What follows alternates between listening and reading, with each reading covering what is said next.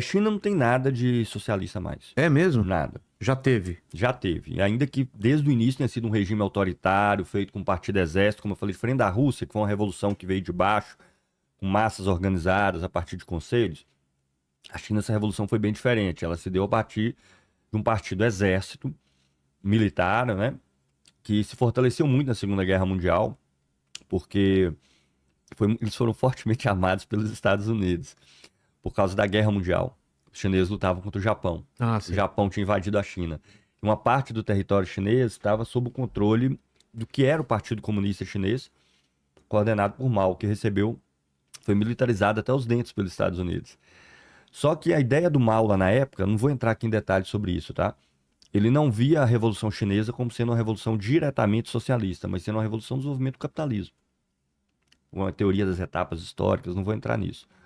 O fato é que em 1978 o capitalismo é restaurado de forma consciente no interior da China. Assim como aconteceu na Rússia em 85, com a Glasnost e Perestroika, na China aconteceu em 78 com Deng Xiaoping. E nós temos evidências, eles falam, aqui nós vamos abrir a economia, e Deng Xiaoping tenta se mostrar, inclusive, como aliado mais confiável dos Estados Unidos. Nós temos um biógrafo do Deng Xiaoping, chamado Vogue, um dos mais famosos, que ele trata isso aí em detalhes. Deng Xiaoping era o líder chinês em 1978, que ele não tentou uma aproximação com os Estados Unidos. Decreta-se a restauração do capitalismo na China, o capital passa a reger tudo de novo, mesmo que muitas vezes por empresas estatais, mas que não são mais empresas que estão dentro de um sistema de planejamento econômico, mas são empresas que têm entrada e saída de capital como uma empresa qualquer. E eles dão origem a um plano de desenvolvimento muito bem sucedido. O que a China fez é devido à sua enorme população, vários fatores. Fator 1, que a China teve na disputa capitalista, enorme população. 1,4 bilhões de habitantes hoje. Um mercado consumidor Absurdo, potencial gigantesco. Eu digo potencial porque você pode ter 1 bilhão, 1,4 bilhões, 1 bilhão e meio de pessoas sem consumir nada. Na época, para enfraquecer a União Soviética e também para se aproveitar dessa farta mão de obra e desse mercado interno chinês, houve uma migração massiva de capital para dentro da China. A China virou o pulmão do mundo. Virou a fábrica do mundo, né? Então, capitais do mundo inteiro se migraram para a China para explorar essa mão de obra farta, barata e esse mercado interno também. Então, a China conseguiu ter acesso a recursos e tecnologias por essa via. E ela teve um projeto de desenvolvimento muito bem sucedido, porque o grande enclave do capitalismo é o seguinte: é propriedade, controle tecnológico, que é conhecimento técnico para produzir. Essa é a grande questão do capitalismo. E os chineses conseguiram isso em áreas essenciais, com uma jogada muito inteligente. Então eu não nego a engenhosidade do plano deles, mas que de socialista não tem nada. Que foi o quê? Eles falaram, nós vamos fazer joint ventures, que são parcerias público-privadas, com capital chinês e tecnologia estrangeira. Então eles chegavam aqui para a Volks alemã, falavam, olha, é o seguinte, nós vamos produzir um carro, nós não temos a tecnologia que vocês têm, eu quero que vocês vão ceder toda a tecnologia e nós vamos entrar com todo o capital, vocês não vão gastar nada. Vocês só vão nos ensinar como fazer. Exato, né? É um negoção. Do ponto de vista imediato para a Volks, sim. Mal sabia. Estrategicamente, né? Aí eles fizeram isso no setor eletroeletrônico, fizeram no setor automobilístico em massa, todas as empresas. Aí suponhamos que uma empresa do setor automobilístico fale assim, não vou fazer isso, porque não vou dar a tecnologia do nosso país aqui para os chineses. Aí eles falam, beleza, então eu vou procurar outra empresa do outro país e apresentar o mesmo negócio. Então durante 20, 30 anos, a principal fonte de lucros da Volks foi a China. A principal fonte de lucros da General Motors foi a China. Só que isso permitiu com que os chineses tivessem acesso a uma tecnologia que levou um século para se desenvolver e que antes eles não tinham. Eles têm outras vantagens. Eles têm um sistema bancário muito centralizado. Eles têm praticamente 5 bancos que controlam 80% da economia do país e que são bancos estatais de capital misto, que permite ao Estado direcionar o capital para as áreas consideradas estratégicas. E o Estado controla o setor de produção de insumos produtivos. O que é insumos produtivos? Siderúrgico. Para dar exemplo do impacto disso. Siderúrgico, químico. São empresas estatais, capitalistas, empresas capitalistas estatais, mas essas são as únicas 100% estatais. Por quê?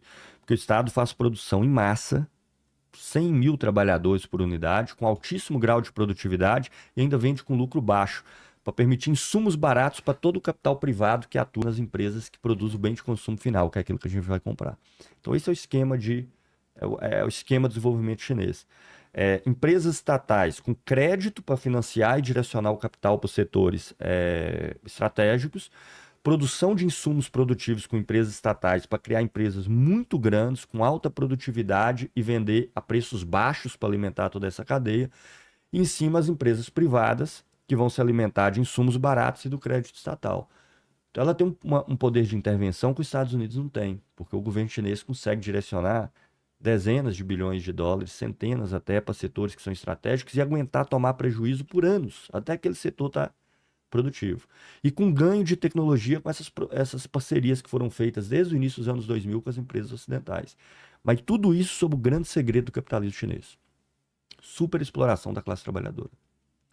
Eu sei que o salário lá na China aumentou e todo país onde o capitalismo começa a se desenvolver tem esse ganho inicial.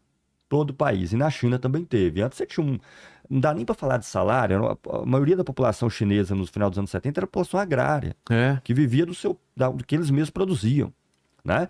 Depois você vai para o ambiente urbano, você agrega novas necessidades de consumo, aquilo que a gente falou. Agora você vai ter que comprar eletrodomésticos, você vai ter que pagar a luz, telefone, água, energia, transporte, essas coisas todas. Mas ainda assim, a China, eles controlam uma força de trabalho muito barata de várias formas. A primeira delas é dormitório das empresas. Uma grande massa do trabalho manual da China, uma parte gigantesca, mora em dormitórios das próprias empresas. Ah, é? Sim. São galpões gigantescos no interior das próprias empresas. E ele não é obrigado a estar ali, tá? Mas... Antes que os defensores da China apareçam por aí, nós vamos se colocar no lugar deles. A gente vai trabalhar numa indústria que hoje eu estou sendo hipotético com relação aos valores, só para ilustrar, tá? Aí fala assim, olha, você vai ganhar R$3.000, 3.500, 4.000 que seja. Você pode pagar R$600 e dormir no nosso dormitório. Ou você pode alugar uma casa que você vai pagar R$2.500. Entende? Está embutido para ganhar esse valor que você vai precisar dormir no dormitório da empresa. Outra coisa que a China faz é controle de imigração interna. Sabe isso que existe nos Estados Unidos? Green Card? Sim. A China tem dentro da China, não é para fora. Eu não posso ir da zona rural para cidades e nem de uma cidade para outra. Eu não posso... Do nada me deu na cabeça. Não pode. Só se for dormir no dormitório, para ficar no dormitório. Aí você não precisa não, você pode ir. Senão eu preciso de um visto interno de imigração. Então a China controla hoje. Por que não tem favelização na China? Porque a população não pode ir das cidades pobres, que é o grosso da China, para os grandes centros industriais. Eu fiz esse cálculo no último vídeo lá no meu canal. Se você pegar as 60 maiores cidades da China, do ponto de vista de PIB, elas têm um PIB per capita de $30 mil anual, o que é um patamar próximo da Europa. As outras 1 bilhão da população da China, mais de 1 bilhão de chineses, $6.500, $6.800, que é metade do PIB do Brasil. Então, 1 bilhão de chineses estão na situação que o PIB per capita deles é metade do brasileiro. Tá? Enquanto 370 milhões estão na situação próxima da Europa. E esse 1 bilhão não pode ir para essas cidades, porque há um controle interno de imigração, um sistema chamado de RUCO. Tá? E lá as cidades são até classificadas por níveis. Níveis 1, 2, 3, 4... E quanto mais alto o nível, maior a dificuldade de você ir para ali. Você só vai se já tiver emprego, qualificação, e tem algumas formas internas lá que eles conseguem, como passar no vestibular. Se você passar no vestibular para uma grande universidade, o que é o equivalente do vestibular deles, você consegue ir para essas cidades. O grosso da população chinesa está excluída dessa China capitalista desenvolvida. Tá? Então eles fazem um controle para evitar o quê? Centros urbanos com níveis de desemprego altíssimo, com mobilização em massa de pessoas, favelização. Só que eles controlam a favelização não por planejamento econômico, pela força. Você não pode ir. Você não pode ir, você entende? Então eles fazem propaganda assim, nós somos um mecanismo muito efetivo para evitar a favelização. Ok, eu tô contra, eu quero que tenha a favelização. Só que não é que... Não tem o livre... Não tem a favelização, não é porque as pessoas todas têm casa, é porque você está proibido de ir para aquele lugar. Você está impedido de ir para lá, né? Quero morar na praia, eu não posso simplesmente eu vou morar na praia. Tipo, não. Para Ubatuba. Não é que eu não posso viajar lá dentro, tá? Só para as pessoas entenderem. Eu posso. O problema é o seguinte: se você vai para um lugar sem ter o RUCO daquele lugar, você não tem acesso aos serviços públicos nenhum. Tá. Você tá Vai estar entendendo? desprotegido. Você vai estar totalmente desprotegido. Exatamente. Então, na prática, isso se. Ou não sei que se você vai vir um dormitório da empresa. Lá você tem jornadas de trabalho amplamente dominantes, embora o regime legal da China é uma jornada tipo a nossa, 44 horas semanais, 6 dias. Vai lá ter um regime semi-oficial, que é o regime 12 horas de trabalho, 6 dias por semana. Tá? Que é amplamente utilizado. E lá você não tem liberdade de organização sindical. Você não pode se organizar. O sindicato lá ele está associado ao partido e ao Estado chinês. Os trabalhadores têm. Existem greves? Claro que tem, em todos os lugares tem, mas isso é fortemente monitorado e fortemente controlado pelo único partido legal na China, que é o Partido Comunista Chinês. Que de comunista não tem nada, que é hoje o motor de um dos principais países capitalistas do mundo, né? Então, a situação interna na China é essa. E ela se tornou uma ameaça porque o grau de centralização lá é tão grande, ela já surge como um país muito centralizado, que ela consegue direcionar o capital dela para setores estratégicos num patamar que os Estados Unidos nem sonha. Ela tem um mercado interno gigantesco ainda a ser explorado. Acabamos de falar disso aqui. 1 bilhão de pessoas com PIB per capita, que é a metade do Brasil. Ou seja, dá para expandir ainda esse mercado interno. E hoje o livre mercado favorece a China. Hoje, se você deixa a economia aberta em termos de livre mercado, a China supera os Estados Unidos no futuro, sem dúvida nenhuma. Então, por isso que a linha do Donald Trump, que não está louco, é barrar a China pela força. A começar com as tarifas econômicas, com intervenções desse tipo. Proibindo países de venderem alguns produtos para eles. De vender. Aconteceu no Brasil, né? A internet 5G chegou atrasada no Brasil porque a Huawei não saiu fora dos leilões aí para comprar as torres de distribuição de internet 5G no início do mandato Bolsonaro, por exemplo. Isso começou lá atrás, não foi o Trump que investiu isso. O Trump só está dobrando a aposta. O Biden já havia escolhido 75 produtos chineses, onde ele botou taxação de 100%, o Joe Biden. E não funcionou. Porque, porque esses 75 produtos, de fato, os americanos passaram a não comprar da China mais. 100% é bloqueio do comércio. Sim. Só que eles passaram a comprar de outros países que compravam seus insumos da China. Então, a venda de insumos chineses para todos os países que estavam vendendo esses produtos para os Estados Unidos aumentou. Percebe? Por isso que o Trump tenta fazer uma intervenção muito mais enérgica, muito mais direta e com consequências muito maiores, inclusive para a população de dentro dos Estados Unidos. Tá? Você quer usar alguma coisa Posso mostrar material? algumas informações aí. Pode passar para o próximo slide. Então vamos lá. Só algumas informações que eu queria mostrar mesmo, para a turma ter uma ideia. No próximo? Os gráficos, quando tiver os gráficos aí. Próximo. Dá para passar com a setinha, mudando slide para slide. Aqui só para a gente ter uma ideia, tá? Esse gráfico aí é um gráfico interessante. Nós fizemos no Ilaese um mapeamento das 600 maiores empresas do mundo. 500 a 600. Só de empresas chinesas aí tem mais de 100. Tá? A gente vê o que aconteceu no mundo hoje. A linha verde é o capital chinês de 2004 até 2023. Nós estamos falando de empresas chinesas, não é de empresa estrangeira na China, não. Empresas chinesas. A China era 3,9% lá em 2004 e passou a ser 20,3%. Azul em cima é os Estados Unidos. A gente pode ver que ele continua muito forte. Os Estados Unidos mantém a sua dominação, principalmente pela indústria digital, que ainda tem os Estados Unidos como epicentro. Mas quem despencou, que está naquelas linhas ali embaixo, foi a Europa e Japão. Tá? A Alemanha, Grã-Bretanha, França, Japão despencaram. Tiveram quedas aí de 30%, 40%, 50%. A China ocupou o espaço que a Europa perdeu e que o Japão perdeu. Só que ela caminha em direção aos Estados Unidos. Podemos ver algumas outras aí. Não vou entrar aqui em detalhes, seria muito tempo, viu, gente? Só para a gente ter uma ideia dos dados mesmo, tá? Pode descer um pouquinho mais. Não, o de cima mesmo. Porque tá tampando. Isso. Não, aí é só em percentual mesmo. Pode descer mais um pouco. Aí, ó, é o crescimento do capital dessa lista das 500, 600 maiores empresas do mundo. O crescimento da China nos últimos 15, 20 anos foi de 415%. O dos Estados Unidos foi 1,5%. Japão caiu 41%, Alemanha caiu 33%, França caiu 34%, Grã-Bretanha caiu 56%. A Coreia do Sul cresceu 22, né? Onde está a Samsung, está de ponta aí em alguns setores. Suíça caiu 22, Itália 26, Espanha 25, Suécia 45, Holanda 61. Aí vocês podem entender toda a convulsão que está na Europa hoje, surgimento da ultradireita, alternativas cada vez mais radicais, brigas envolvendo migração. Esses países descenderam na divisão internacional do trabalho da disputa capitalista. Esse espaço foi ocupado pela China. Próximo, só mais algumas informações que eu acho importante também. Pode passar.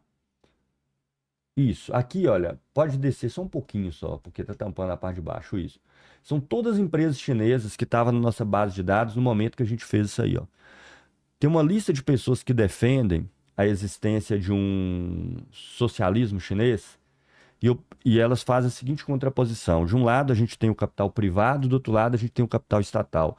O que a gente mostra nesse estudo nosso é que há uma simbiose entre os dois. As empresas estatais, que são aquele primeiro bloco de empresas que estão ali, as empresas 100% estatais, o objetivo delas é produzir insumos baratos para as empresas privadas. Elas estão articuladas umas com as outras. Naquele primeiro bloco de empresas, vai estar as empresas do setor químico, as empresas do setor metalúrgico, as empresas de energia e de telecomunicações. Então, o objetivo é produzir energia barata, telecomunicações barata, insumo barata para as empresas privadas, que são as empresas que vendem os produtos de consumo final, onde está a BYD, onde está a Huawei, onde está a Xiaomi, onde estão as empresas que vão produzir as coisas que nós vamos comprar. Então, o setor estatal ele é a plataforma de base que alimenta o setor privado na China. Não tem uma oposição entre eles. Não tem uma briga entre o capital controlado pelo Estado com o capital controlado pela iniciativa privada. Existe um controle do Estado visando um projeto estratégico de desenvolvimento e que dá suporte para o capital privado, que é o que está na ponta com as empresas de consumo final. Então, ali a gente vê a Xiaomi, BYD, as empresas do setor automobilístico, a Geely, a Li Auto, a Midea, de eletrodomésticos, todas elas empresas 100% privadas. Entendi. Né? E tem ainda as empresas privadas com participação estatal, que em caso das empresas do setor aeronáutico, por exemplo, o Estado só entra pelo seguinte, precisa de tanto capital, mas de tanto capital nessa área... E é estratégico também, né? E é estratégico. O setor privado não dá conta. Só que eles botam empresa privada e o Estado subsidia. Dá subsídio. Tá? Então, é só que lá não tem contraposição entre setor estatal e setor privado. Os dois são de braços dados. Deixa eu ver, só tem mais alguma coisinha. Aí pode passar. Outra coisa interessante, esse é um gráfico de algumas empresas chinesas. Aí, nesse caso, é a State Grid Corporation, que é uma empresa de distribuição de energia elétrica, uma estratégia que a China usa muito. Essa é a taxa de lucro operacional dela, que é baixíssimo, chega a 2,6% aí nos últimos anos. Por quê? A China usa conscientemente uma estratégia de lucro baixo nessas empresas para fornecer energia barata para as empresas.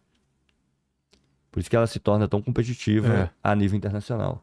Então, se fosse uma empresa privada, ela não ia sobreviver com lucro tão baixo. O cara não ia botar o capital dele para ter 2,4% de lucro operacional. O lucro líquido que vem depois é quase nada. Então, o Estado assume, inclusive precifica abaixo para esse valor ser apropriado pelo setor privado lá na ponta. Então, a gente pegou várias empresas, um estudo nosso, essa State Grid Corporation é uma das maiores empresas do mundo. Tá? O setor de distribuição de energia da China, praticamente todo é ela que é responsável. Não de produção de energia tem mais, mas de distribuição. Pode descer mais alguns. Aí, quando a gente vai para a Alibaba, com a empresa privada, o lucro dela é um lucro normal. De toda empresa do setor privado. Tá? Vai ter os picos de lucro, a gente tem ali em 2003, mas ela está com a taxa de lucro aí na casa dos 20%, já chegou a ser 40%, e está na taxa dos 20% porque ela está se reinvestindo muita grana, mas é um lucro normal. O setor privado dentro da economia chinesa. Passar mais alguns poucos, o Huawei ali, pode passar, isso não precisa. Isso é interessante. Desce só um pouquinho, para a gente entender o grau de centralização do capital na China. Os 4 bancos chineses ali, ó, a gente tem o Banco da Indústria e do Comércio, o Banco da Construção, da Agricultura, um que só fornece crédito internacional, e o BOCOM ali, que é mais para crédito externo. Esses bancos têm ativos, que é o conjunto de riqueza que está disponível no banco, na casa aí de 6,54 trilhões de dólar, convertido para dólar ali. O maior banco dos Estados Unidos, que é o JP Morgan, tem 3,8 trilhões de dólar. É porque a economia chinesa já é maior que a dos Estados Unidos? Não, é por causa da concentração bancária. Se você pegar o sistema bancário americano inteiro, ele é maior que o chinês, bem maior. Mas esses 5 bancos chineses controlam 70%, 80% do capital do país, né? Deixa eu ver se tem mais alguma coisa interessante. Pode passar. Não, volta esse aí. Isso, desce um pouquinho. Produtividade na China, tá?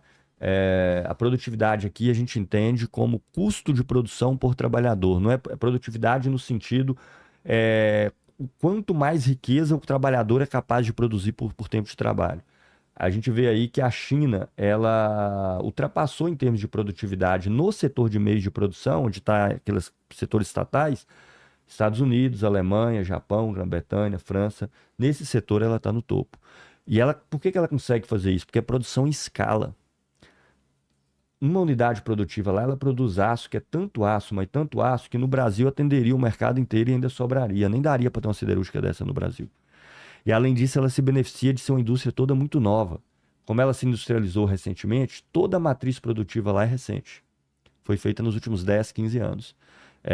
Uma infraestrutura toda recente. Os Estados Unidos tem uma infraestrutura de 50, 70 anos atrás. Mais algumas coisinhas.